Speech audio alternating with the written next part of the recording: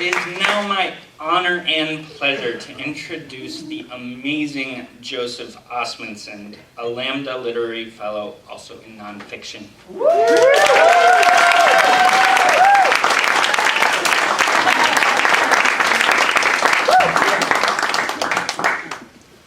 Thank you, Tony. Thank you, Randall. Can you guys feel the love in this room tonight? It's amazing. I'd like to read from an essay called Erotics, Chapter 2, Father's Day. It's the end of the essay. It's about the summer after I broke up with a boyfriend.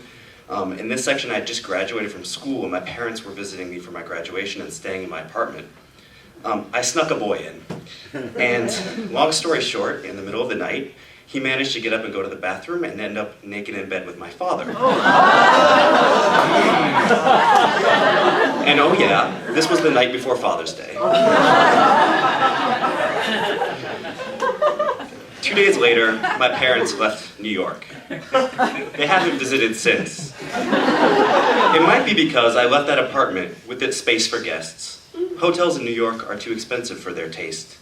It might be because we've been meeting 4 times a year in Minnesota to say goodbye to my mom's parents. On the day they left New York that last time, my father gave me a big hug. He was never the most expressive, but on that day he gave me a big hug, and he said, "I love you, and I'm proud of you." And then there was a pause, even if you scare the shit out of me sometimes. I said, "I love you too, Dad," and I meant it. 2 years later, almost to the day, I was sitting on the edge of crying over my next heartbreak in the bathroom of the boy whom I loved, but who couldn't seem not to cheat. My mom was on the phone. She was in Minnesota, in a big white cushioned chair, I can picture it now, in her mother's house. She was watching her mother die. You can only survive cancer but so many times. You can only survive but so many days without food or water. But of course, death is erotic too, if pain can be. What a bodily experience it must be, and you can only have it once. My mother was not crying. She had hardly slept. "It makes you think about things," she said, sitting in silence, waiting for someone you love to pass. "So I'm taking my turn to say things while I can. I could get hit by a bus tomorrow.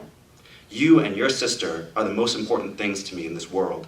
I love you, and I just want you to be happy." She said that there shouldn't be things left unsaid. She asked if she needed to ask forgiveness for anything. I said, "I love you too, Mom. You and Dad were the most supportive and loving parents I could have asked for, and I know how rare that is. You have nothing to ask forgiveness for, but sometimes I feel like I do." There was silence again, and we both almost cried. I would fly to see her a few days later in Minnesota to remember her mother and how she had loved us all fiercely and no matter what. But here are some things not said. I don't know why I can say them more easily writing them down than saying them to you on the phone, Mom. I know I made it hard for you to love me sometimes, but thanks for doing it anyway. I know that sometimes it feels as though we don't have that much to talk about, but I know that if I were sick, you'd come and take care of me, and that when I have a child, finally, you will love it with all your might, even when you probably shouldn't, and so will I, because you taught me how.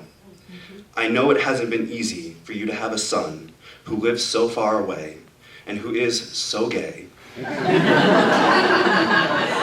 who has loved a bunch of times, and who has lost them all so far, and who writes down our family secrets for the whole world to read, like I'm doing now.